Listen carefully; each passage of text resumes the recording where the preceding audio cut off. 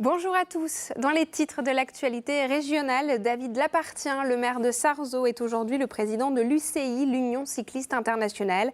Cela faisait 60 ans qu'un Français n'avait pas été élu à cette instance. Nous entendrons sa réaction. Le ministre de l'Agriculture et de la Pêche, Stéphane Travert, était à Quimper ce jeudi pour ouvrir les Assises de la mer.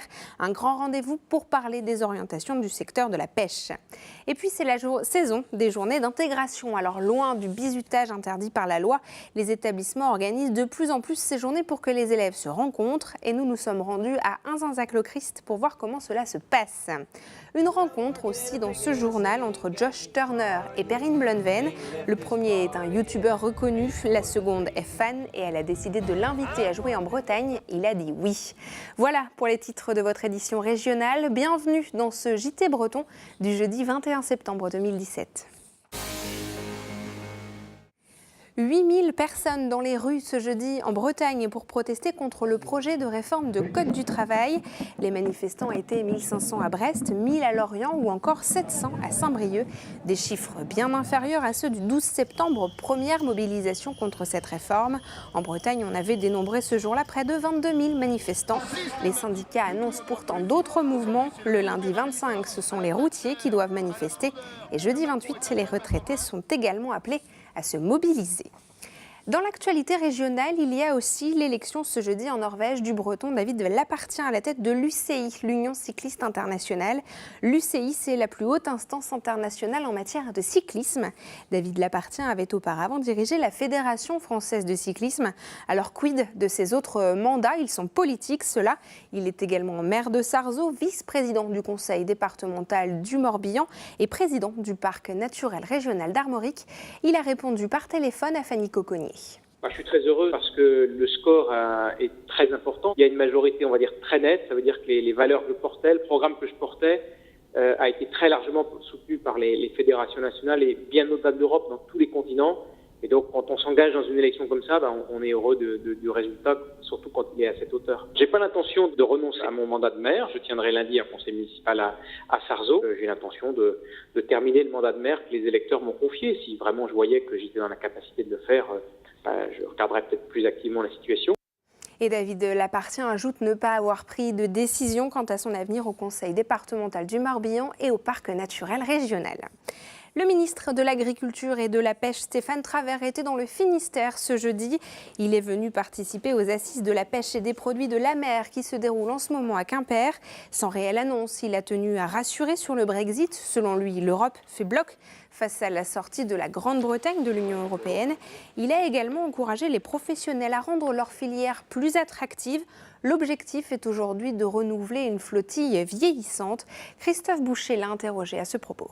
Nous avons besoin d'avoir aujourd'hui des bateaux neufs, de renouveler notre flottille avec des bateaux qui consomment moins d'énergie, avec des bateaux qui ont une pêche plus sélective, plus durable, et puis des conditions de vie à bord qui sont nettement meilleures pour les marins, qui garantissent leur sécurité. Il y a des chefs d'entreprise qui savent investir, qui savent prendre des risques, et nous devons aujourd'hui, avec les territoires, regarder quel cadre financier, comment est-ce que nous pouvons adosser, des garanties pour qu'on puisse trouver les bons modèles économiques pour renouveler notre flottille. Je sais que les régions y travaillent et l'État est dans un dialogue continu sur ce sujet avec eux.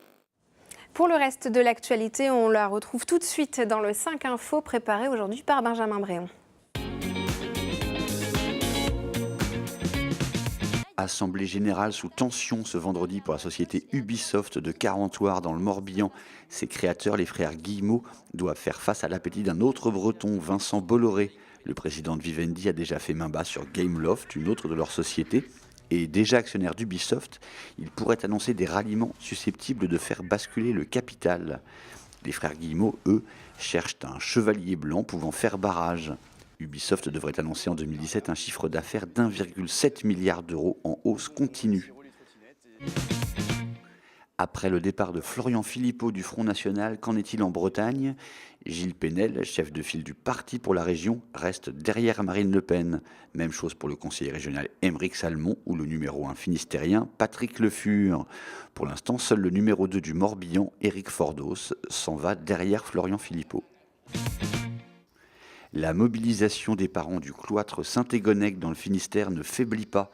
Ce mercredi soir, ils ont bloqué le pont routier de la N12 à Morlaix et ils ont reçu ce jeudi la visite de la députée La République En Marche, Sandrine Lefeur. La table ronde organisée par la suite n'a rien donné. L'inspection académique entend toujours fermer une des 4 classes de l'école. La romancière Amélie Nothomb était pour la première fois à Quimper ce mercredi. Une séance de dédicace qui a déplacé les foules et permis de confirmer qu'elle possède une mémoire phénoménale de ses lecteurs. Amélie Nothomb vient de publier « Frappe-toi le cœur ». Enfin, Charlie Dalin a remporté ce jeudi la Douarnenez Fastnet Solo, une course transmanche à la voile. Le skipper de Massif 2015 avait déjà remporté en début de saison la Solo Normandie. C'est Nicolas Lenven, deuxième cette fois, qui remporte le championnat de France. Il s'était notamment imposé sur la solitaire et sur le Tour de Bretagne.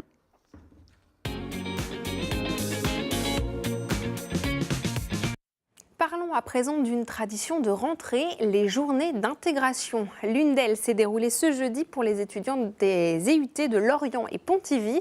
800 élèves étaient invités à se rencontrer autour d'épreuves sportives à Inzinzac-Lochrist, dans un état d'esprit loin du bizutage, comme l'a constaté sur place Fanny Coconnier. Certains jouent pleinement le jeu de la compétition sportive et d'autres moins, mais tous sont là avec la même envie. C'est bien, c'est un moyen de tous se rassembler autour d'une activité commune, le sport par exemple. Se rassembler, ouais, de connaître du monde, tout ça, c'est cool. C'est en ce sens que cette journée a été imaginée il y a 19 ans pour créer du lien dans des promotions de près de 80 élèves chacune et dans un établissement qui compte 2 sites distincts. C'est indispensable au niveau cohésion des jeunes qui arrivent chez nous, les étudiants, parce qu'ils sont issus de milieux totalement différents, de villes très éloignées pour certains de Lorient, d'autres beaucoup plus proches. Donc c'est qu'ils se connaissent entre eux en fait. Les faire se rencontrer mais dans un cadre précis. On espère qu'ils arrivent mieux à s'intégrer et que ça puisse un peu favoriser l'esprit d'équipe, etc. C'est encadré, il y a des jeux, donc les étudiants savent quoi faire, ça évite les débordements on va dire. Les débordements mais aussi le bizutage, désormais interdit, la lutte contre celui-ci est bien dans la tête des organisateurs de ce rendez-vous depuis son origine. C'était l'idée principale, quoi. C'était leur montrer qu'on peut s'amuser, on peut faire la fête, on peut rigoler entre nous, sans forcément humilier les gens, et puis en se respectant. Et la compétition, ça sert aussi à ça. On se respecte soi-même en étant exigeant avec soi-même, et on respecte l'adversaire. Donc là, ce qu'on leur demande, c'est respecter les départements. Dès ce jeudi soir, les étudiants avaient prévu de prolonger la journée dans une autre ambiance. Les communes bretonnes sont confrontées aux baisses des dotations. Elles cherchent donc de nouveaux moyens pour faire rentrer de l'argent dans les caisses. Et parmi les idées, il y a la mise en vente d'une partie du patrimoine municipal. À Dinan, par exemple, l'église municipale a été mise aux enchères. L'opération fin ce vendredi. Visite avec Mathilde Kemener. Dans le centre de Dinan, cette église anglicane est mise en vente aux enchères par la mairie. Elle a été construite en 1868 et fait partie de l'histoire de la ville.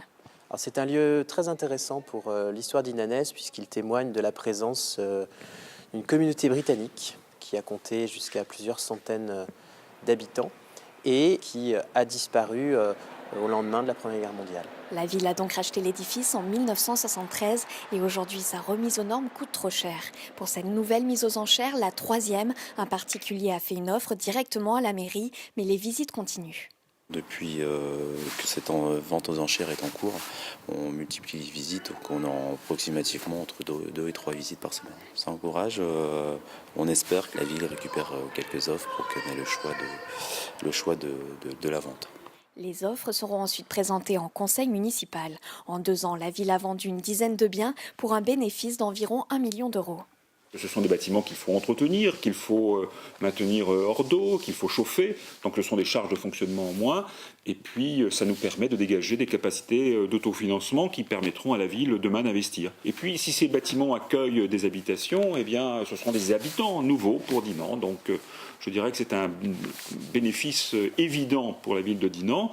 Et certains biens cherchent encore preneurs. Il s'agit de quelques appartements et de cet hôtel particulier du XVIIIe siècle dans le centre historique de Dinan. Il s'agit d'une exclusivité bretonne et même française. Le youtubeur américain Josh Turner se produit cette semaine dans le Finistère. Sur Internet, ses vidéos sont vues par des millions de personnes.